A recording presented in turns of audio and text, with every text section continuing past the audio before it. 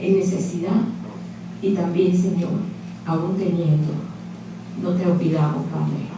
Tú estás presente, Señor, en nuestra vida. Eres el Dios que ha cuidado de nuestro caminar y nuestro andar. Aún cuando nosotros mismos hemos dado cuenta, tú has trabajado por nosotros. Pero hoy que nos damos cuenta, Señor, estamos poniendo mucha diligencia en que esto sea hecho como tú quieres, Padre.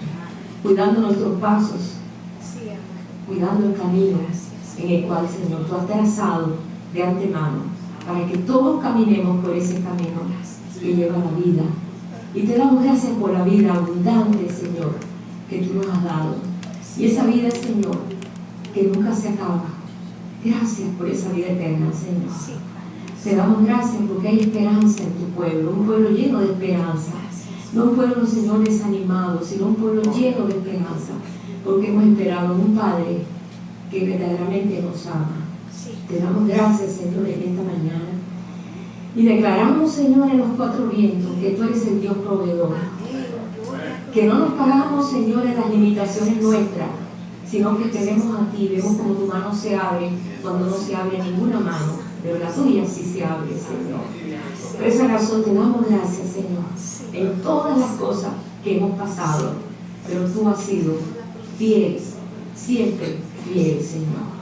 Te damos gracias en esta mañana, Señor. Aumenta nuestra fe, Señor, en el caminar de cada día y enséñanos dónde realmente tener que caminar siempre. Ayúdanos, Padre, en este día y te damos gracias porque tu asistencia ahí está y estamos contigo y tú con nosotros, Señor. Gracias por estar aquí en medio de nosotros. Gracias porque tú, Señor, estás en este lugar, estás en nosotros. Gracias por lo que nos traes, porque tú quieres que tu pueblo sea entendido.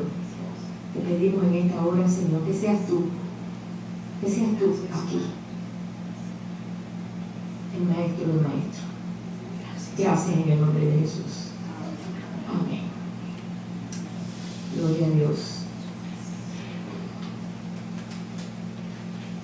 El Señor me ha hablado de las riquezas y glorias que Él es el Dios abundante y le recordó en el libro de Efesios, en la carta por el apóstol Pablo, en el libro de Efesios, que déjenme decirle, yo creo que todo está muy bueno, pero Efesios tiene unos puntos muy importantes que estamos nosotros pues aprendiendo, porque déjenme decirle, siempre vamos a estar aprendiendo, la verdad. Nadie puede decir yo ya lo sé todo, nadie puede decir eso, porque el Señor es como un tesoro que sabe cosas que ni nos imaginamos. Y es la forma en que Él nos ha enseñado a vivir, porque Él nos hizo, y es la forma en que Él nos ha enseñado. Eso es para que no se nos olvide. El eco. Bien. Vamos a Efesios capítulo 2, verso del 1 al 10.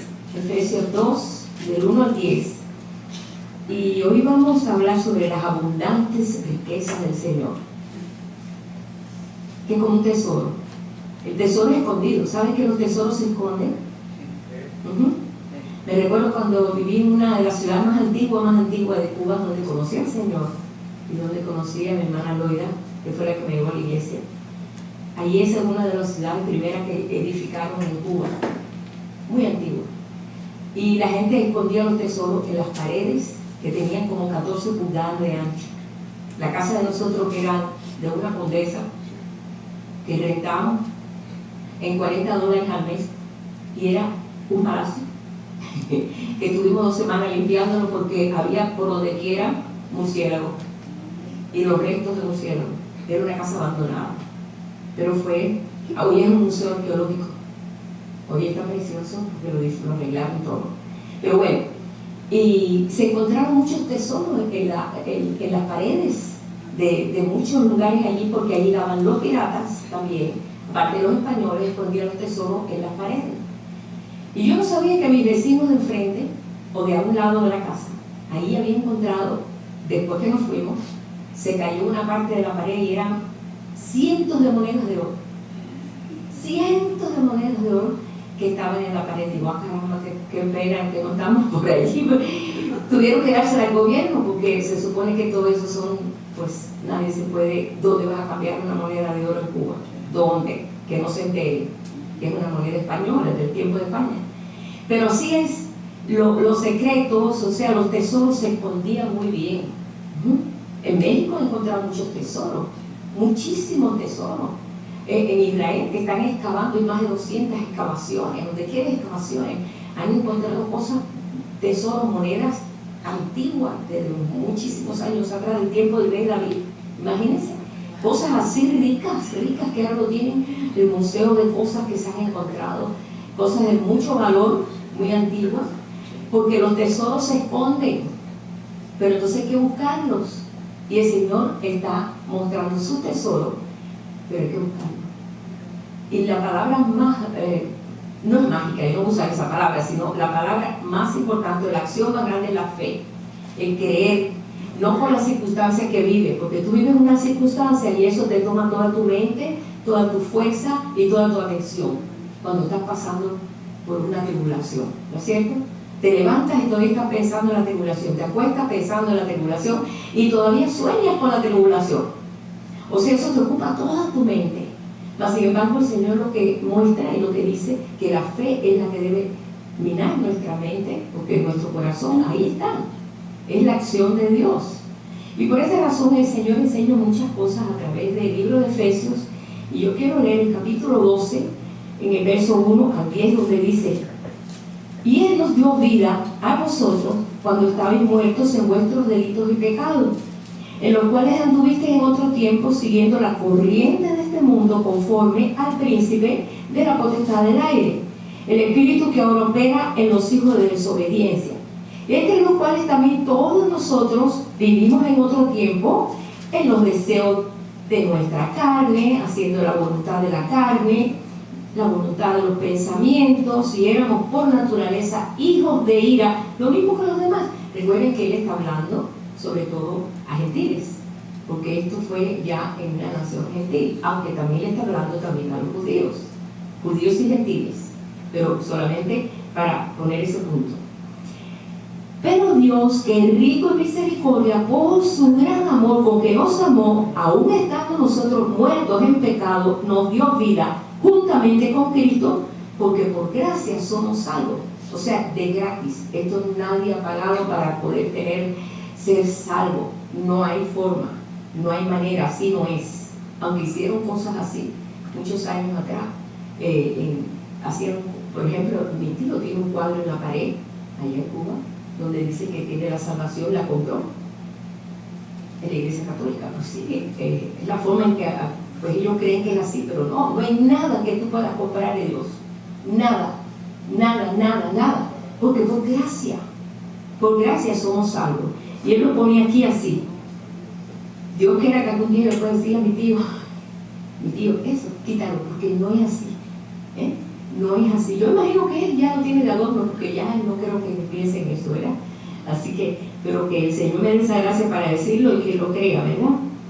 Dice: y juntamente con Él nos resucitó, juntamente con Cristo nosotros hemos resucitado, y asimismo nos hizo sentar en los lugares celestiales con Cristo Jesús.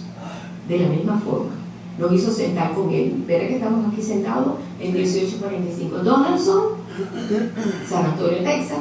Para el que no sepa qué es Donaldson, es la dirección de donde estamos aquí. No, estamos sentados en lugares celestiales, en un nivel celestial, aunque estamos aquí. Jesús lo dijo: yo soy, sí, soy yo, estoy aquí, pero soy del cielo. Y eso está bien definido. A veces nosotros no estamos muy bien definidos y estamos más clavados en la tierra que en el cielo. Pensamos que el cielo es cuando nos muramos solamente, pero no, somos de las alturas. Así está escrito. ¿Para qué? ¿Por qué nos hizo sentar en lugares celestiales? Para mostrar en los siglos venideros, que es ahora, porque esto se escribió hace 2000 años, para mostrar en los siglos venideros las abundantes riquezas de su gracia en su bondad para con nosotros en Cristo Jesús, porque por gracia soy salvo por medio de la fe. Si no creemos, ¿cómo vamos a ser salvos? Si no creemos, porque es por gracia. Y esto no es de vosotros, porque esto es un don de Dios, la fe es un don de Dios. Y no por obra, para que nadie se gloríe ni diga, mira, yo pude conseguir mi salvación porque yo hice esto. No, nadie se puede glorificar por eso. Dice, ¿por qué? Porque somos hechura suya. O sea, hemos sido hechos a su imagen y semejanza. Dios tiene con nosotros una responsabilidad muy grande. Cada uno es importante para Dios, hermano. No diga, ay, yo delante de Dios, pues yo. No, todos los hijos nos interesan o no. ¿Verdad que sí? Yo conocí una hermana que tenía 16 hijos, a todos los que era igual. Bueno, eso lo decía. Todos eran importantes. Lo único que ella nos mencionaba es la 1, la 2, la 3, porque se le olvidaban los nombres. Pero todos eran importantes para ella. Por eso Dios nos hizo importante, porque nos hizo a su hechura, a su modelo, a su molde. Así nos hizo. Dice, creados en Cristo Jesús para buenas obras, las cuales Dios preparó de antemano. ¿Para qué? Para que anduviésemos en ellas. Dios lo preparó de antemano para que nosotros anduviésemos en ellas. Bien, todas estas cosas cuando lo leemos, decimos, bueno, pues yo estoy viviendo el tiempo último, porque estamos viviendo un tiempo que todas las profecías se han cumplido. Todas las profecías que sobre Jerusalén, sobre Israel, porque Israel es el termómetro de todo el mundo. Lo que está pasando allí está pasando en muchos lugares, sobre todo en el pueblo de Dios, porque de ambos pueblos Dios hizo uno. Y lo que está pasando allí en lo natural está pasando aquí en lo espiritual. ¿Sí? Aunque estemos a miles de millas de distancia, pero de ambos pueblos Dios hizo uno. Esto no lo podemos quitar ni de la mente, hermano. Es importante. Estamos viviendo este momento. Cuando dice el Señor ahí en Juan 10:10, donde dice, yo he venido para que tengan vida y para que la tengan en abundancia. Yo digo que la abundancia tiene que ver con calidad de vida.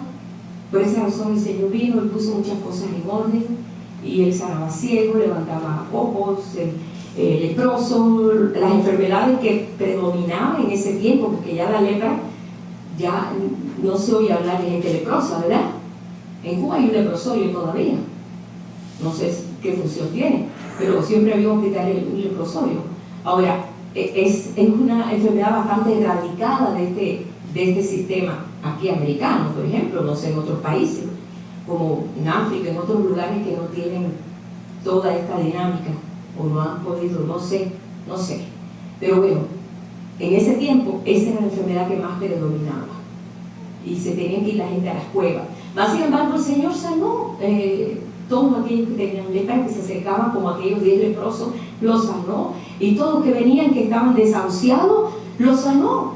Entonces, son muchas bendiciones que nosotros podemos encontrar en las Escrituras, y que Dios sigue siendo el mismo. Dios sigue actuando igual. Por eso, este reto donde dice que vengo para dar vida y vengo a dársela en abundancia. Yo quiero eso. Eso es una verdad que me gusta. Digo, Señor, tú lo has dicho. Pero ¿cuántas veces se lo repetimos al Señor? Señor, tú dices que vienes a darnos vida y vienes a darnos en abundancia. A veces oímos más quejas que expresión a Dios. ¿No es verdad? Pero bueno, así el ser humano se acostumbró también, y como que se desahoga quejándose. Se desahoga, ¿no? Por la situación en que está viviendo, no encuentra salida. Pero dice aquí el Señor que te quejes con Él. El Señor no está en contra de eso. Hermano, David se quejaba con Dios. Llevé mi queja a Dios, dice un salmo. Yo llevé mi queja a Dios. Y eso fue lo que hicieron mucha gente que estaba en una tremenda necesidad. Porque se tenían que manifestar toda esta gloria. Todo esto se tenía que ver en todo ese caminar. Sobre todas las cosas, cuando el Señor comienza a mostrar su carácter, también en Efesios encontramos ese versículo que está en el capítulo 3, verso 20, donde dice que Él da mucho más abundantemente de lo que pedimos o entendemos, según el poder que actúa en nosotros. Según el poder que actúa en nosotros. Yo necesito poder. Yo necesito ser que el Espíritu Santo realmente se llene de su Espíritu. Porque el Señor les dijo que la única forma que ellos podían enfrentar lo que tenían que enfrentar era que tenían que esperar allí en ese aposento alto, ser llenos del Espíritu Santo por lo que iba a venir. ¿Recuerdan ustedes? Jesús ya resucitó, se había ido, y ellos iban a hacerle frente a muchos enemigos, porque ellos traían una verdad muy fuerte, y era Dios en ellos, y esto tenía que ser capacitado en un poder muy grande para hacerle frente a aquello. Pero el Señor lo muestra ahí, y lo voy a leer otra vez, versículo. Él da mucho más abundantemente de lo que pedimos o entendemos, según el poder que actúa en nosotros. Fíjense que Dios siempre hay condiciones. Si me amáis, guarda mis mandamientos. O sea que vemos que Dios es un Dios condicional. Él te pone condiciones, porque como padre, si tú te portas bien, yo te voy a dar esto. ¿Ves que como un padre? Si te portas bien, yo te voy a conseguir un carro, ¿no? Bueno, lo que sea, si te portas bien, te voy a dejar salir allá al campamento que quieres ir o lo que sea. Los padres siempre nos ponían condiciones. Yo quiero que tú arregles tu cama antes de irte a la escuela, porque eso te va a ayudar a ser ordenado. Entonces, tú vas a saber el fin de semana lo que te voy a dar. Bueno, hay padres que son así, hay padres que no son así. Pero nuestro Padre es un Dios condicional, es un Padre que te enseña cómo actuar, y entonces hay condiciones, hay un resultado. Hay un resultado por la forma en que yo me trato de hacerlo. Entonces el Señor dice, se está esforzando, déjeme darle un empujoncito. Así es Él, así es Él. Por esta razón, cuando leemos ese versículo, yo busqué. No puedo encontrar todos los ejemplos que hay de abundancia en la Biblia, porque hay muchos ejemplos de abundancia. Pero vemos que en el desierto nunca faltó el maná. Nunca faltó. 40 años comiendo maná. Yo sé que para ellos llegó un momento que digo, ya, no tanto maná, estamos aburridos de maná. Queremos algo más. Y queremos carne. ¿Y qué pasó? Dios les dio bastante carne, pero no más que la trataron de tragar, dice, hasta por las narices les salió y se murieron, porque no era lo que Dios tenía diseñado de alimento en el desierto. Ellos del desierto ni siquiera se le echaron a perder los zapatos ni las vestiduras, se dice.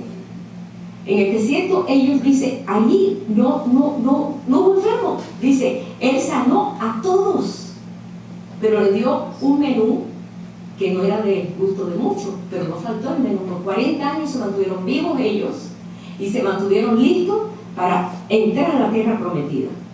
Y había tanta maná que todas las mañanas, a primera hora, ellos no tenían otra cosa en la mente que levantarse y corriendo a buscar donde estaba el maná. Y algunos trataban de coger suficiente para el otro día y se les llenaban de gusanos. No, ellos tenían que ir todos los días a buscar el maná. Pero el viernes Dios le daba doble ración para el Shabbat, para el sábado, para que el sábado se lo ocuparan completamente en reconocer a su Dios, en tener un tiempo de servicio, de culto a Dios, de búsqueda de Dios, de oración, como hacen ellos el Shabbat, el sábado, ¿no? Eso era un día dedicado a Dios. Y Dios decía, bueno, el viernes cojan doble ración. No se nos va a gusanar, no se va a gusanar. Y no se gusanaba. Entonces algunos dijeron, pues lo vamos a hacer entonces lunes, y así no tenemos que levantarnos temprano el martes, puede ser la gusanada. Entonces, y todos los días, y nosotros tenemos también todos los días que buscar el alimento que Dios tiene para nosotros cada día. Danos hoy el pan de cada día. El pan natural no nos falta, ¿verdad? No, por la mañana la tortillita, la de esto, el juguito, no nos falta. Pero el alimento espiritual, ellos lo primero que tienen que pensar es eso. No le faltó por 40 años. Dice, nomás que pasaron la tierra, llegaron y pasaron el Jordán para tomar la tierra prometida y cesó el maná. Entonces ellos comenzaron a comer el fruto de la tierra. El fruto que era un fruto enorme. Recuerdan que ellos tuvieron que entre 2 pagos llevar ahí un racimo de uva. ¿Cuándo? Si yo lo compro un bolsito, no, eran enormes el fruto. Bueno, yo vi allá la granada. La granada, no, de una sola granada sacar un vaso de jugo así. Yo me quedé de veras sorprendente. Pero bueno, eso estaba hablando de lo natural, pero así en lo natural, así en lo espiritual también. El segundo caso fue Ana. Ana quería un hijo, y yo quería un hijo, y ahí no comía, y estaba una tragedia, pero no quería subir al templo. El esposo subía al templo cuando había fiesta, y ella decía, no, yo estoy muy desabrida, me siento muy mal, estoy muy triste, me sentía afligida, porque la otra esposa que tenía su esposo tenía hijos, y ella nada. Y ella pues se afligió tanto que un día Dios la tocó en su corazón y dijo, yo se lo voy a pedir a Dios. Y subió al templo. Y dijo, yo voy a ir ahí. Y ella fue con todo su corazón y ahí empezó a clamar y a llorar, que parecía una borracha. Que cuando el sacerdote la vio, le dijo, mujer, digiere el vino. Creía que estaba borracha. Porque ella estaba llorando y clamando, pero no salía nada de su boca, sino ella hablaba, pero en su corazón. Señor, dame un hijo y te lo daré todos los días de su vida, Señor. Pero dice, no se oía lo que decía, solamente se veía la boca moviéndose. Y el sacerdote, que no tenía mucho entendimiento, Elí, ¿recuerdan Elí? Que fue un sacerdote que no tenía mucho entendimiento, la vio y le dijo, oye mujer, mira eso vino borracha que digiere tu vino. Le dijo, Señor, yo no estoy borracha, yo estoy afligida de corazón. La petición que le estoy dando a mi Dios, que le estoy haciendo a mi Dios. Entonces Él le da la palabra, le dice, lo que tú pides, el Señor te lo dará, el año que viene lo vas a ver. Y salió embarazada. Y cumplió Dios lo que tenía, pero Dios no solamente lo dejó un hijo, porque no lo iba a tener. Cuando lo destetó, a los 4 años por regular, lo destetaban, lo llevó al templo. De su primer hijo, lo llevó al templo y le puso su efod, su ropita, para que viviera en el templo con un sacerdote que no servía para nada, porque ese sacerdote no fue un sacerdote con mucha sabiduría, pero su confianza estaba en Dios, y Dios le dio 5 hijos más. ¿Por qué? Porque Él da más abundantemente de lo que pedimos. Por ese hijo que dio, Dios le dio 5 más, que es un número de gracia. 5 es un número de gracia. Vemos que el Señor actúa así, en ese aspecto, ¿verdad? Y de ahí vemos en la historia, ¿verdad?, que salió Samuel, el profeta que nunca dejó caer una palabra al suelo. Tremendo profeta. Una historia tremenda, pero hoy vemos la soberanía de Dios en una limitación, en una situación que ella no podía remediar porque ella no sabía, era estéril, no sabía que no podía estar así.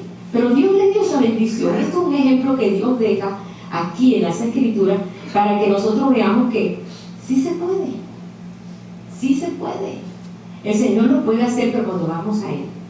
Cuando vamos a Él de todo corazón, Él escucha nuestro clamor y el Señor responde de la manera. Y ella respondió su promesa y todos los años le llevaba una ropita más grande y una ropita más grande. Y dice que todos los años le llevaba su ropita a Samuel. Y Samuel se crió en el templo. Qué tremendo. Y vino a ser un profeta. No fue sacerdote, pero fue tremendo profeta, que fue que ungió a Saúl y después ungió a David. Qué tremendo profeta, que nunca dejó caer una palabra al suelo. Pero bueno, esto es un caso en el aspecto, en la esterilidad, ¿no? Hemos orado con varias personas que fueron estériles y gloria al Señor, el Señor le dio hijo y glorificamos al Señor por eso, porque Dios quiere hacerlo. Vamos al otro ejemplo. Job perdió todo. Ese sí que perdió todo, hasta su salud la perdió. Perdió su salud. Se llenó de una sarna en todo el cuerpo. Dice que lo único sano que había en él era su encía. Así dice. Solamente su encía era lo único que estaba sano. Todo él era una llaga. Nada. Perdió hijo, perdió siervo, perdió toda su ganancia, ¿no? Todas las reses que tenía, lo perdió todo. Y quedó sin nada. Y aún así, Dios estaba tratando con él. Porque es lo que estaba diciendo el hermano García, que a veces cuando viene la circunstancia, de ahí sacamos algo. Dios, de veras, de ahí aprendemos algo. Decimos, wow, Ahora entiendo, pero cuando estamos en las circunstancias no lo entendemos, estamos desesperados. Pero cuando pasa, entonces nos sentamos y reflexionamos y decimos, es que el Señor nos quería enseñar esto. Gracias, Padre. Y entonces le damos gracias al Señor, porque el Señor oyó nuestro clamor en ese momento. Pero cuando estamos pasando por las circunstancias es horrible. Pero por eso tenemos que llamarnos a la fe. No a las circunstancias, sino a la fe. Dice que perdió todo lo que tenía por esa prueba que pasó, y aún inclusive lo único que él consideraba sus mejores amigos, hermanos, fueron como decir una gotera. Le hicieron la vida imposible, diciéndole que él le pasaba eso porque él había pecado, o que él no hacía las cosas correctas. Toda la culpa. Lo más terrible es cuando estamos pasando por una situación que nos digan, bueno, tú te lo buscaste. Por eso no tiene solución que te digan eso, porque para eso está el arrepentimiento. Si hay algo que uno hizo y lo hizo mal, porque no eligió bien o no supo, pero es tu asunto. Pero no por eso ser acusado. Pero él fue acusado. Pero aún así, él aguantó y él mantuvo en lo que es la dignidad de su Dios en medio de la aflicción. ¿Y saben qué? A Dios le gustó eso. De que en medio de la aflicción, él decía, bueno, yo desnudo vine y desnudo me voy, pero sea tu nombre glorificado. Seguía alabando al Señor. Y ahí, pues me imagino que el enemigo se alaba los moños, sé que tiene moño, ¿no? Se alaba. ¿Y cómo es posible que este hombre todavía siga hablando de la dignidad de Dios, no teniendo nada? Pero fíjense, hermanos, qué hermoso como al final de todo lo que pasó, sabiendo que un Dios tan soberano, un Dios que puede darte mucho más abundantemente, a este le quitó toda la abundancia que tenía. Él era un hombre rico, lo dejó pobre, bien miseriento, y que solamente se rascaba con una concha ahí de la picazón de toda la sarna que tenía en todo el cuerpo. ¿Se imagina? Si a uno le pica un lado, imagínate todo. Pero cuando Dios lo enfrentó, que eso es lo bonito, cuando el Señor nos enfrenta, tenemos un momento tremendo de encontrarnos con Él, y el Señor se encuentra con él y comienza a decirle, ay, Job, esto y aquello, y él descubre que todavía no conocía de Dios tantas cosas como se imaginaba. Él no conocía de Dios lo que él ya sabía, y era un hombre sabio, muy, muy sabio, que él se sentaba y los jóvenes se sentían como que, lo va a enseñar Job, uy, qué privilegio, era un super maestro. Cuando pasaba él, ahí lo dice, él habla en la historia todo lo que él era, y finalmente era nada. Qué duro, ¿verdad?, llegar a esa condición. Pero el Señor lo restaura, y el Señor lo restaura inmediatamente cuando le dijo, ora por tus amigos latosos de serpiente, esos que te acusan,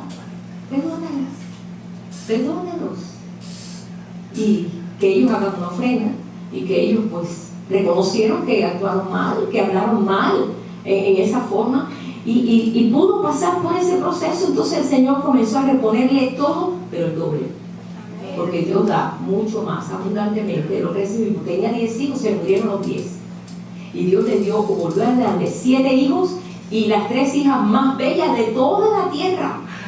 Eran tan bellas esas hijas de toda la tierra que recibieron la misma herencia que los hijos, que eso no era costumbre. Los varones recibían una herencia superior, y las mujeres recibían, bueno, el dote que se preparaba para casarse y punto. No, les dio herencia entre sus hermanos. Eran no solamente hermosas, sino sabias, lo mejor. Y le dio el doble de todo lo que tenía, de sus reses, de sus siervos, de todo. Y vino realmente, ¿por qué? Enseñándonos a nosotros que da más abundantemente de lo que nosotros nos imaginamos. Dios es un Dios abundante. Todos estos ejemplos el Señor nos ha dejado para nosotros, para que la fe en nosotros se fortalezca. Porque la fe, como es creer lo que no ves, cuesta trabajo. Porque a veces estamos muy apegados a la tierra, y lo que vemos son las circunstancias, lo que vemos que no tengo, lo que vemos que no puedo, a ver qué hago, y eso no. El Señor quiere que te pares y digas, Señor, y clames a Él, y ores y derrame tu corazón delante de Él, esto es lo que tengo, pero con todo tu corazón. Y ahí entonces vas a ver la mano de Dios. Porque yo lo veo aquí en todo caso. Hasta inclusive restauró la relación familiar. Porque sus parientes no iban a darle consuelo. No, los parientes de él, sus hermanos y su familia. No, al contrario, pero ¿sabe Dios qué hizo? Que le ha caído toda esa maldad, ¿verdad? ¿Sabe Dios? Y se apartaron de él. Ni siquiera ni su familia. Pero ¿qué pasó? Cuando él pasó ya esa etapa y comenzó el Señor a bendecirlo, vinieron sus familiares a punto ya de haber estado en la ruina total, y cada uno le trajo un presente y le trajo un anillo de oro y le trajeron una moneda.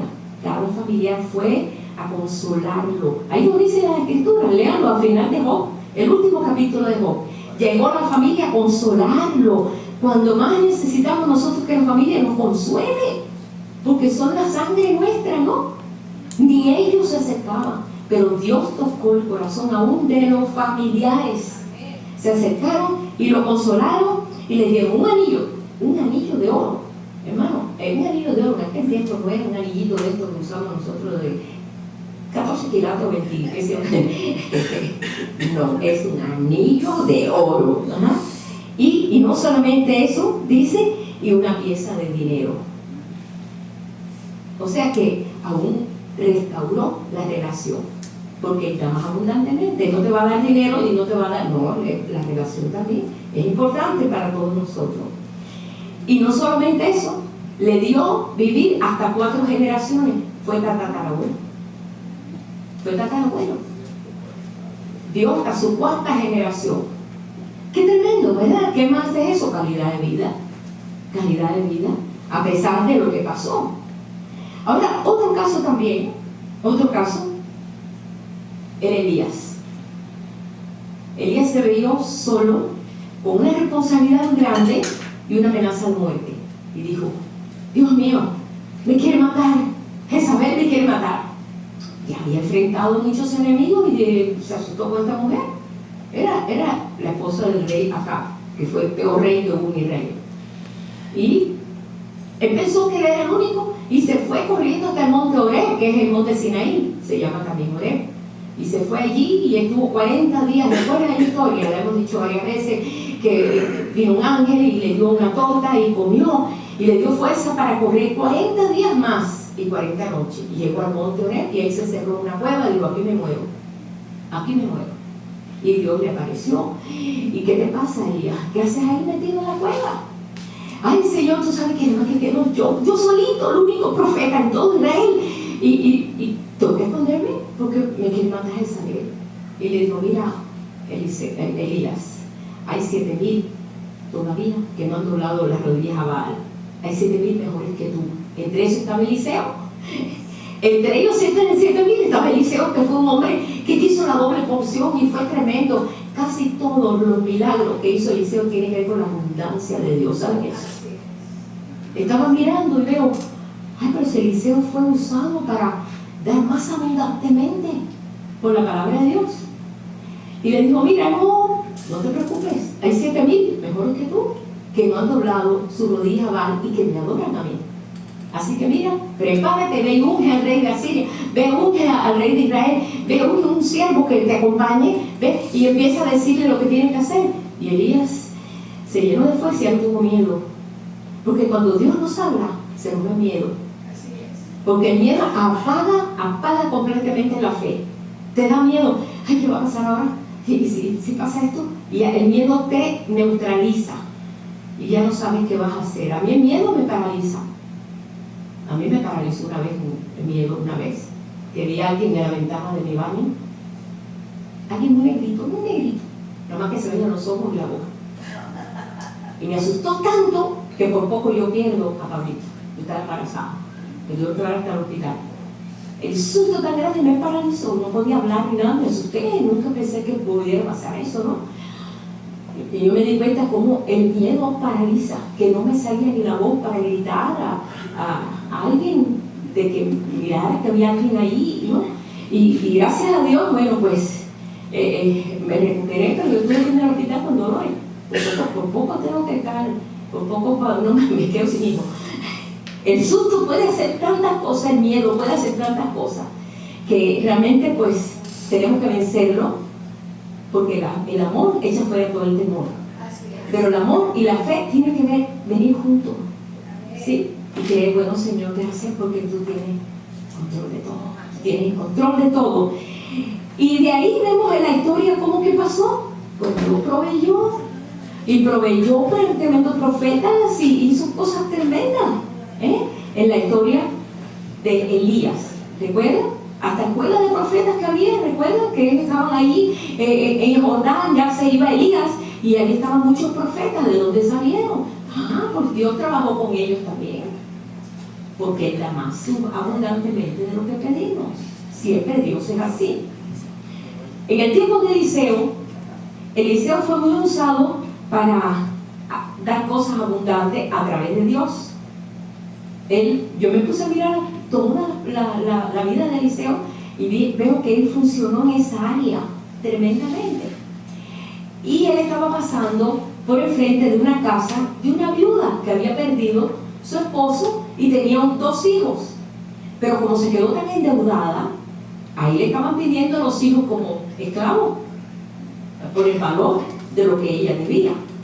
Y ella empezó a clamar, y cuando vio al el profeta se le decía el vidente de Dios. Era lo más cerca de Dios que había, aún, déjenme decirle, más que el sacerdote, porque el profeta estaba bien enfocado en lo que Dios le decía, y él le decía a Dios, y había una conexión tremenda, y le decían el vidente, ¿no? Cuando vio a Eliseo, dijo: Señor mío, me quieren llevar mis hijos para pagar la deuda, y mi esposo, eras bien fiel al Señor, y mi esposo posiblemente haya sido una persona que verdaderamente amaba a Dios, pero todos los acreedores me tienen, ya no sé qué hacer, quieren quitarme a mis hijos para llevárselos de esclavos. Entonces Eliseo la miró y le dijo: ¿qué tienes en la casa? Nada, no tengo. ¿Qué tienes en la casa? Bueno, tengo una botella de aceite. Ok, bien, tienes algo, tienes unción. Ahora nosotros, ¿qué tienes en la casa? ¿Qué tienes? Pues yo tengo aquí, realmente, de valor que tengo, es el Espíritu Santo. De valor que yo puedo decir que puede ser una silla, una mesa, una cama.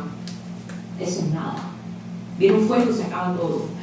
Como ha pasado allá en California, cientos de casas se han quemado, completamente hermosas y preciosas. No ha quedado nada, ¿no?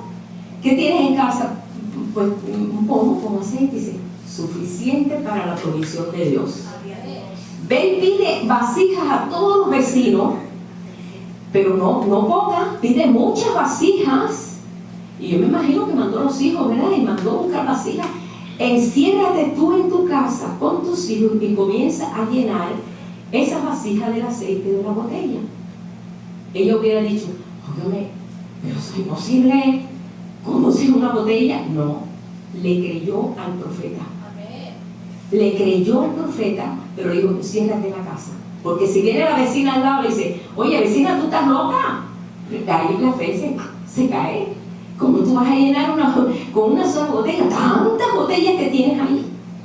Y comenzó a llenar, y comenzó a llenar, y comenzó a llenar. No se recuerda que Jesús no hizo eso precisamente, sino cómo multiplicó 5 panecitos y 2 peces entre 5,000 hombres. Multiplicó el alimento. Eso hizo Eliseo con la palabra de fe y con la doble porción. Nosotros tenemos la doble porción. Dios nos da el espíritu a medida. Dios nos dice: déjame darle un enanito chiquito porque ese no se va a ocupar, y a este se lo voy a dar bien bastante porque es una persona bien ejemplar y está bien educado. No, Dios da el espíritu sin medida. Si tú quieres que funcione, empieza a llenar botellas. Puedes llenar botellas, y puedes llenar botellas de ese aceite, espiritualmente hablando, por supuesto. Después que le dijo: ahora vende el aceite y paga la deuda, pero te va a sobrar para mantenerte tú y tus hijos, porque Dios da más abundantemente. Porque imagínense, cuando se le acababa eso, venía otra deuda, porque las viudas en el tiempo eran personas muy necesitadas, y entonces se quedaban sin sin cubierta ninguna, no tenían cómo sobrevivir, sino trabajar, hacer cosas así, pedir limosna. No es como ahora, ¿no? Y más sin embargo, el Señor le proveyó para el presente y para lo que iba a venir después. Y si lo quieren encontrar, porque yo solamente se lo parafraseé para no serlo tan leer, eso está en Segunda de Reyes, capítulo 4, del verso del 1 al 7. Ahí está la historia. Ahí quedó puesta, grabada la historia, para que veamos nosotros que efectivamente Dios siempre provee de la forma que tú ni te imaginas, de la forma que tú ni te imaginas, ¿verdad? Bien, Jesús multiplicó los panes y los peces no solamente una vez, 2 veces también. Después multiplicó 7 panes y unos pocos pececillos entre 4,000 hombres. Y solamente porque fue movido a compasión, porque llevaban 3 días con Jesús y ellos seguían a Jesús, donde quiera que iba Jesús, seguían con él. Y Jesús dijo: tengo compasión por la gente, porque no tienen que comer y llevan 3 días aquí detrás de mí. No tengo compasión. Y los discípulos le dijeron: no, pero mándalos que se vayan, porque eso es muy fácil, ¿no? Ya que otro no, se van a morir. ¿Cómo? No se pueden ir. No, ustedes van a hacerlo. Recuéstalos en grupo de 50. 50 es un número de libertad, de jubileo. Quedan 50 años y viene un jubileo de libertad. Siéntalos en grupo de 50 en la hierba. Que entren en paz.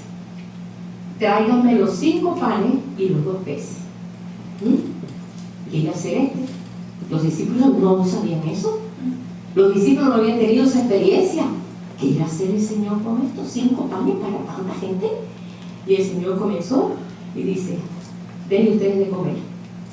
Parte el pan y comienza el pan ahí a multiplicarse, y ellos a repartir y repartir y a multiplicarse y repartir, y todavía sobraron 12 cestas llenas, 12 cestas llenas de 5 panes. Dios da más abundantemente de lo que nosotros pedimos. Eso se lo digo, hermano, así es. Otra de las veces fue la misma cosa igual, pero esta vez fueron unos pececillos y 7 panes. Pero también fue así, y alimentó 4,000 hombres, sin contar los más que mujeres, no sé, pero dice que alimentó 4,000 hombres. Y sobraron 7 cestas llenas, siempre sobraba, porque Él da más abundantemente de lo que pedimos. Él te da de sobra. Y vale más que lo creamos, hermano. Digo, yo di gracias al Señor, toda esta parte del techo ya se puso, y eso fue una bendición tremenda, como toda esa parte ya del techo. Gloria a Dios. ¿Sabe cuánto costó? $3,600. Y cómo el Señor proveyó de la forma. Y doy gracias a Dios, hermanos, todo lo que cooperaron. Falta todo lo de adentro. Pero son retos que tú dices: bueno, ¿y ahora cómo vamos a hacer esto? ¿Cómo vamos a poder hacer esto? Dios lo hace, el Señor lo puede hacer, pero decir: Señor, tu mano tú lo puedes hacer. Y le damos gracias al Señor, porque hemos visto la obra de Él en medio de una dificultad grande, y la vamos a seguir viendo, porque estamos viviendo este tiempo. En todos estos casos hubo un clamor a Dios. Fíjense, un clamor a Dios. A veces no hacemos el clamor a Dios, sino que estamos: mira, ¿qué me pasa? Y no clamamos a Dios. Con todo nuestro corazón clamó Ana por ese hijo, con todo su corazón clamaba esta viuda, ¿verdad? Job lloró a Dios ahí: Señor, pero yo sé, pero que tú vives, y hablaba. Vean, léanse todo eso para que vean cómo se cumple la providencia de Dios. Él es el proveedor en todas las cosas.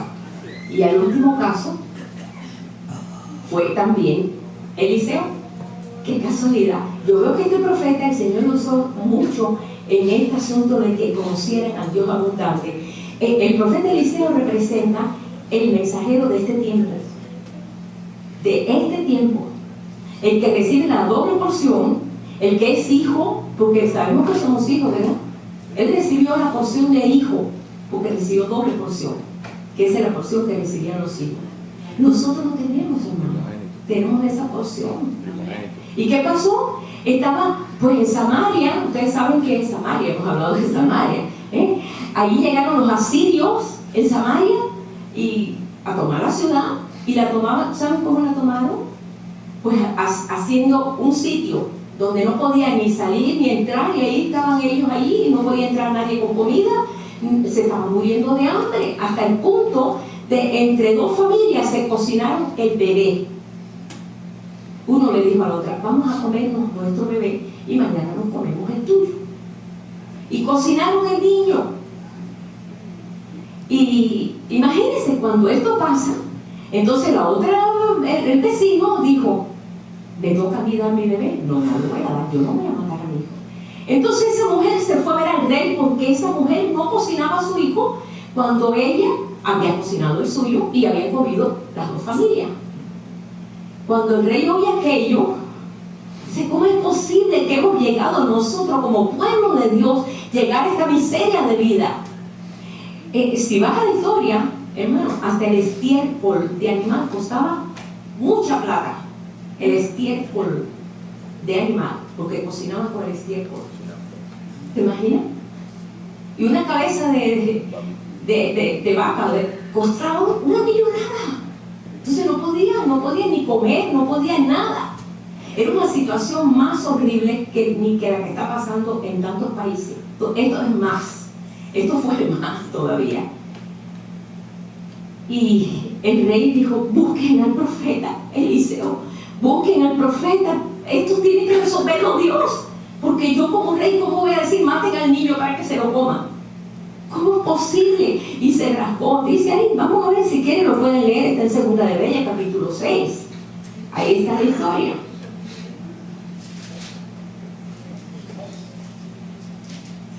Verso 24. Quiero leer eso, hermano, porque esto ya llega a la culminación de la necesidad. No sé si alguna vez ha tenido una necesidad así, ¿verdad que no? Aunque sea una tortilla con frijoles, pero no nos falta, ¿verdad? Aún inclusive en Cuba, ¿verdad? Que pasamos mucha hambre porque no había comida, pero siempre encontramos platanitos, algo encontrábamos. Pero al punto de cocinar un bebé para comer. Dice: aconteció que Ben-Hadad, rey de Siria, reunió todo su ejército y subió y sitió a Samaria. Y hubo grande hambre en Samaria a consecuencia de aquel sitio, tanto que la cabeza de un asno se vendía por 80 piezas de plata. La cabeza de un asno. Yo no sé cuánta carne tiene una cabeza de asno, no creo que tanto como... Pero oye, 80 piezas de plata. Ajá. Y la cuarta parte de un cap de estiércol de paloma por 5 piezas de plata. O sea que no se podía. Y pasando el rey de Israel por el muro, una mujer gritó y le dijo: salva, rey, señor mío. Él dijo: si no te salva Jehová, ¿de dónde te puedo salvar yo? Si no me salva Dios, yo no puedo salvarme. ¿Del granero o del lagar? ¿Cómo le puedo salvar? Le dijo al rey: ¿qué tienes? Ella respondió: esta mujer me dijo: da acá a tu hijo, comámoslo hoy, y mañana comeremos el mío. Cocimos pues a mi hijo, lo comimos, y al día siguiente yo le dije: bueno, da acá a tu hijo y comámoslo. Pero ella ha escondido a su hijo. Cuando el rey oyó las palabras de aquella mujer, rasgó su vestido. Eso es señal de luto. Un rey no se rasga los vestidos. Eso es señal de luto. Se rasgó la vestidura, dice, y pasó así por todo el muro, y el pueblo vio el cilicio que traía interiormente sobre su cuerpo, y dijo: así me haga Dios, y aún me añada si la cabeza de Eliseo y Josafat queda sobre él hoy. Y Eliseo estaba sentado en su casa, y con él estaban sentados los ancianos. El rey envió un hombre, mas antes que el mensajero viniese a él, dijo él a los ancianos: ¿no habéis visto cómo este hijo de homicida envía a cortarme la cabeza? Mirad pues, y cuando viniera el mensajero, cerrad la puerta y pedirle la entrada. Entonces ahí empieza todo, ¿no? Ahí las vas a ver. Eliseo va. El rey está tan enojado, no sabe dónde está el problema, no puede resolverlo. Hay un sitio alrededor, la gente se está comiendo unos a otros, y empieza a echarle, pues, al que está más cerca de Dios. ¿Quién no le ha echado la culpa a Dios por lo que está pasando? Quizás ahora nosotros en esta estatura espiritual no lo hacemos, pero antes, yo tuve un velorio una vez hace años, de un niño. Y nunca se me olvida, aunque yo era una niña, había un cuadro grande del Sagrado Corazón de Jesús y la mujer tiró el cuadro frente al féretro y dijo asesino. ¡Ah! Y yo me quedé, porque para mí Dios era lo máximo. Y yo decía, pero esta mujer así dijo, porque el niño había muerto de una neumonía, no sé de qué. Yo me quedé, nunca se me olvidó esa imagen que yo vi, porque nadie la pudo consolar a esta mujer. Todos estaban ofuscados de por qué se había muerto. Y así actúa el ser humano, la culpa se la echa a Dios siempre. Pero Eliseo dice, el rey está diciendo que mira, que tú eres culpable, tú tienes que dar una palabra, algo que mejore la situación. Dijo, yo voy a ir allá. Y Eliseo fue. Eliseo no le tenía miedo a nada. Eliseo era bien valiente, no tenía miedo a nada. No fue como Elías que le tuvo miedo allí de Jezabel, no, enfrentaba, sabía, ¿no? Entonces le dijo entonces Eliseo, oí palabras de Jehová, así dijo Jehová, mañana a esta hora valdrá el sea de flor de harina 1 siclo y 2 seas de cebada 1 siclo a la puerta de Samaria. Y un príncipe que sobre cuyo brazo el rey se apoyaba respondió al varón de Dios y le dijo, si Jehová hiciese ahora ventanas en el cielo, ¿sería esto así? Él dijo, he aquí, tú lo verás con tus ojos, pero no comerás. Fíjate la falta de fe. Le dijo, tiene que ser que Dios abra una ventana en los cielos para que baje comida. Le dijo, lo verás, pero no comerás. Bueno, pero está bien. No entendía. Pero había en la entrada de la puerta 4 hombres leprosos, los cuales dijeron unos a otros, ¿para qué nos estamos aquí si de todas formas nos vamos a morir? Vamos a salir a buscar comida. Si nos matan, pues nos morimos. Al cabo nos vamos a morir de lepra. Así que vamos. Y cuando ellos salen, encuentran el campamento de los enemigos vacío y las mesas con comida. Y dijeron, a comer se ha dicho. Empezaron a comer y a comer y a comer. Y después cuando se llenaron bien, dijeron, oye, pero eso no está bien lo que estamos haciendo. No hay nadie aquí. Vamos a avisar al pueblo de que hay comida. Pues sabe el hambre que había allí, hermano. Vamos, no sé qué pasó, pero aquí no hay enemigos. Todo está plantado y Dios había inventado un ruido. Y los enemigos dijeron, de un ejército. Y se fueron. Porque Dios inventó un ruido de carros y Dios puede hacerlo. Puede hacerlo. ¿Y qué pasó? Se levantaron y fueron corriendo al campamento, dice aquí, porque Jehová había hecho que en el campamento de los sirios se oyese estruendo de carros, ruido de caballo y estrépito de gran ejército, y se dijeron unos a otros, aquí el rey de Israel ha tomado asuendo contra nosotros a los reyes de los heteos y a los reyes de los egipcios para que vengan contra nosotros. Así se levantaron y se fueron. Dios inventó. Qué tremendo, qué Dios más grande tenemos, ¿verdad? Cuando los leprosos llegaron a la entrada del campamento, entraron a una tienda y comieron, bebieron, tomaron de allí plata, oro, vestidos, fueron, lo escondieron, vueltos, entraron a otra tienda y de allí también tomaron y fueron y lo escondieron. Y empezaron a sentirse mal. Luego se dijeron unos al otro, no estamos haciendo bien. No estamos haciendo bien. Estamos siendo egoístas. Hoy es día de buena nueva y nosotros callamos y si esperamos que al amanecer nos alcanzará nuestra maldad. Vamos pues ahora, entremos y demos la nueva en casa del rey. Llegaron, gritaron, avisaron, dijeron, y corrieron que había suficiente comida y no había enemigos y salió la turba. ¿Sabe qué salió? Imagínate una turba cuando hambrienta es una turba. Y salió todo el pueblo. Y ahí estaba el rey con el compañero, ¿no? Que siempre estaba en su. ¿Sabes qué? Cuando corrieron lo aplastaron. Él lo oyó, pero no comió. Se cumplió la palabra del profeta. El hombre aquel lo aplastaron, la tumba lo aplastó, porque no creyó y se quedó parado diciendo, ¿cómo? Si es que había dicho que a menos que Dios abriera una ventana en los cielos, Dios abrió la ventana en los cielos, pero no así la forma que él lo dijo, sino lo hizo inventar un ruido y dejar la mesa servida. Dios deja la mesa servida cuando verdaderamente viene esa necesidad y hay un clamor de verdad.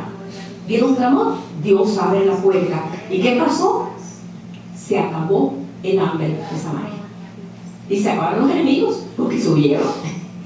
El Señor da mucho más abundantemente de lo que pedimos, porque Dios es así, así es Él. La única cosa que añado aquí para terminar ya, es que ellos buscaban la solución en Dios, no la buscaban en ellos.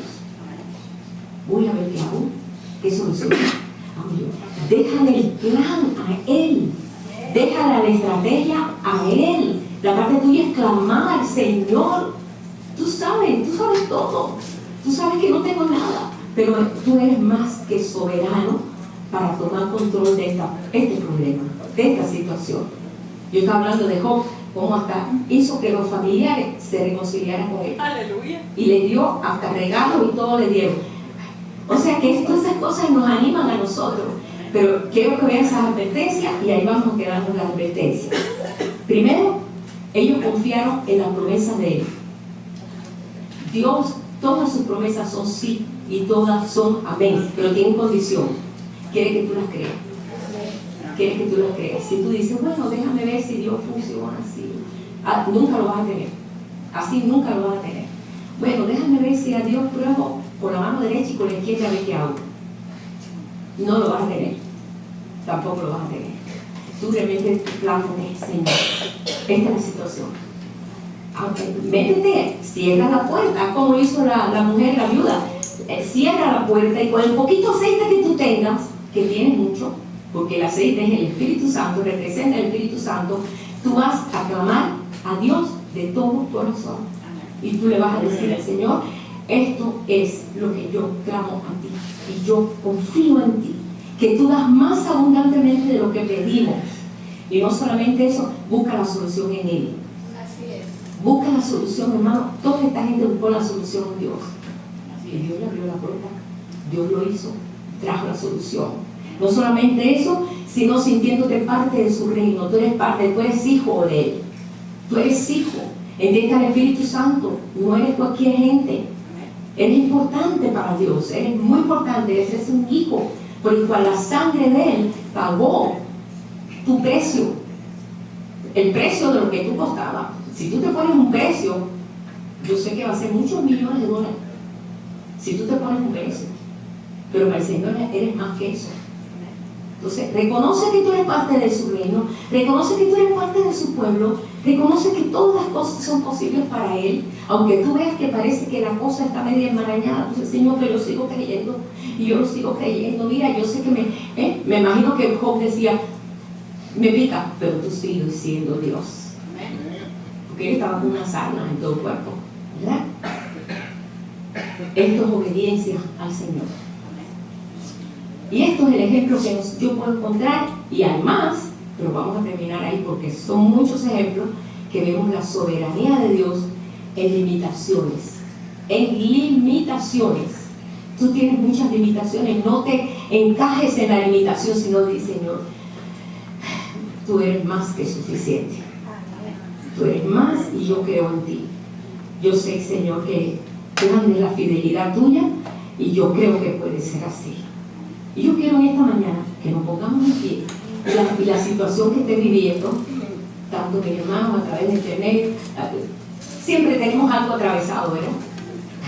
Si no es la salud, si no es una tía, si no nosotros, si no es un problema financiero, siempre vamos a tener alguna cosita así. Pero Dios lo permite por una razón.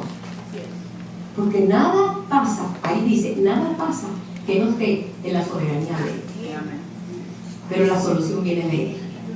Entonces, vamos ahora. Yo quiero que te enfoques. Primeramente que cierres tus ojos. No vamos a estar mirando que para nadie, que sea aquel, que no vamos nosotros a concentrarnos en lo que nosotros estamos viviendo. En las limitaciones que estamos viviendo, en la situación que podamos tener de salud, de financieramente, de relación, de los que están allá, que le hacen la vida imposible, no sé cómo resolver esto, en cuántas cosas que nos han envuelto. Mi consejo, hermano, es que tú clames. Vamos a clamar en este día, Señor. Padre, estamos nosotros delante de ti, Señor. Tú conoces el corazón de cada hermano aquí. Yo no voy a orar por ellos. Ellos van a clamar a ti. Ellos te van a pedir a ti. Ellos van a venir a ti por la situación, por la salud de un hijo, por la libertad de un hijo o de un pariente, de un familiar, por la enfermedad que está padeciendo, por la situación que está viviendo, por lo que están viviendo los demás, que están viviendo en lugares donde hay dictadura, donde no pueden hacer nada, están como en el sitio de Samaria, entendiendo que no solamente tú puedes abrir las ventanas de los cielos, no, Señor, tú puedes hacer cosas que yo no te tengo ni siquiera que dirigirte a ti, sino tú lo haces, Padre. Por esta razón, Señor, estamos poniendo delante de ti el clamor de cada uno en este día, con deseo de que cada uno clame personalmente, Señor, que esas relaciones familiares se resuelvan, que nosotros nos enfoquemos en ti, Señor, en tu reino, en la justicia tuya, que tú hagas justicia, Señor. Como decía aquella mujer, que Dios me haga justicia, que Dios me haga justicia, y Dios le hizo justicia, Señor. Así nosotros en ese clamor estamos poniendo delante de ti estas necesidades de cada hermano que se encuentra aquí y de los que están lejos, Señor, y los que están a través, Señor, de este mensaje. Para ti no hay nada imposible. Tú puedes dar mucho más abundantemente de lo que pedimos. ¿Que nos hemos visto en aprieto? Sí, para que descubramos quién es el que puede sacarnos del aprieto. Y de la forma más increíble que tú lo haces, Señor, que no podemos ni pensarlo, porque tú eres el que hace el plan, Padre. Tú eres el que planifica todas las cosas. Te damos a ti completamente, Señor, la autoridad para hacerlo. Ya no me voy a apropiar de mi problema, te lo voy a entregar ahora a ti. Entrégale, hermano, su problema es al Señor. Tu problema es el problema de Él, es tu Padre, y tu problema Él lo puede resolver. Señor, estamos poniendo delante de ti tu problema. Dígaselo al Señor así. Clamamos a ti, Padre. No hay problema que tú no puedas resolver, Señor. Solamente tú puedes hacerlo, Padre. Te damos gracias, Señor. Te damos gracias, Padre.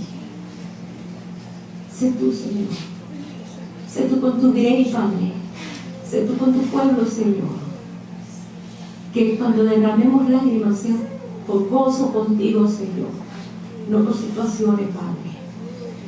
Y gracias te damos por aquellos que han sido resueltos, Señor. Porque tú eres nuestro juez también. Tú eres nuestro abogado, Señor. Tú eres aquel que toma el caso, Señor, y dice, ya, descansa, el caso está en mis manos. El caso está en mis manos.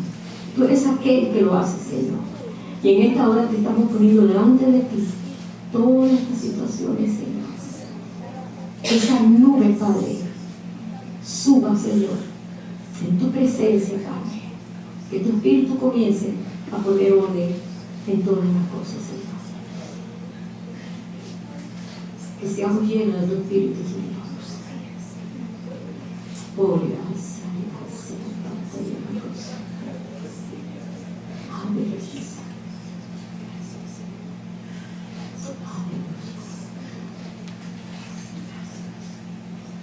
Quiero cantar este canto. No hay problema que Dios no pueda resolver.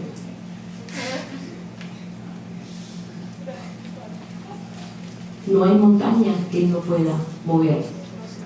No existe oscuridad que Él no pueda aclarar. Si Él cargó por la alcanza de la vida, la transparencia.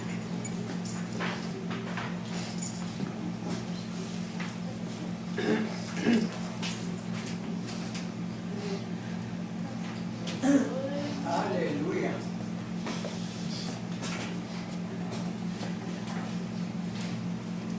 Gracias, Dios mío, gracias, Señor. Gracias, Padre. Te damos gracias, Jesús. Gracias, Padre. Bendito tu nombre, Señor, para siempre. Porque tú pones todas las cosas en orden, Señor. Yo quiero oír gozo, Señor.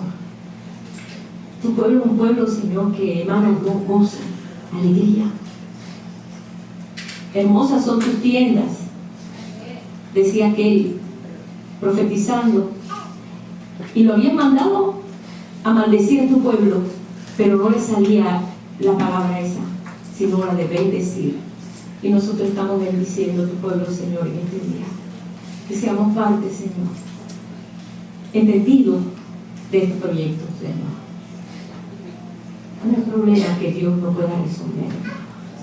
Créanlo y díganselo, Señor. Yo sé que no hay problema que tú no puedas resolver. Yo solamente voy a esperar en ti, Señor. Y sé que tú lo harás. Y todos los días te daré gracias porque sé que tú lo harás, Señor. Porque no hay nada imposible, Señor, para ti. Tú lo puedes hacer, Padre. Oh, te damos gracias, Jesús. Te damos gracias, Padre. Gracias, Jesús. Gracias, Señor.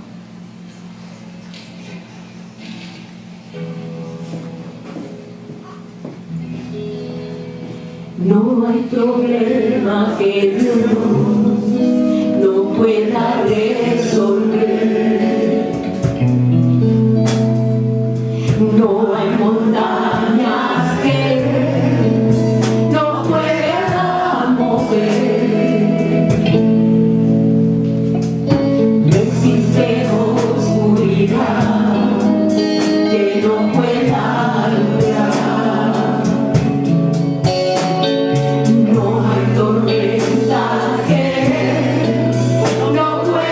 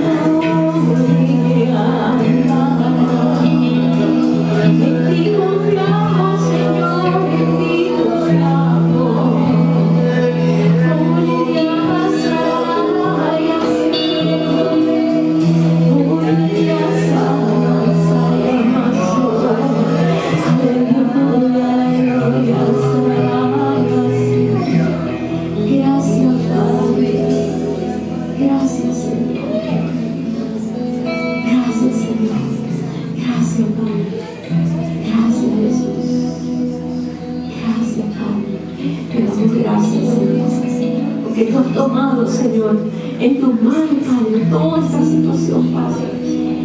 Descansamos, reposamos en ti, Señor. Tú, el maná escondido. Tú, Señor, la paz en medio de nosotros, Señor. Gracias, Jesús. Gracias, Jesús. Gracias, Jesús. Así es. Respira profundo. La vida de Dios en ti. Amén. Puedes sentarse.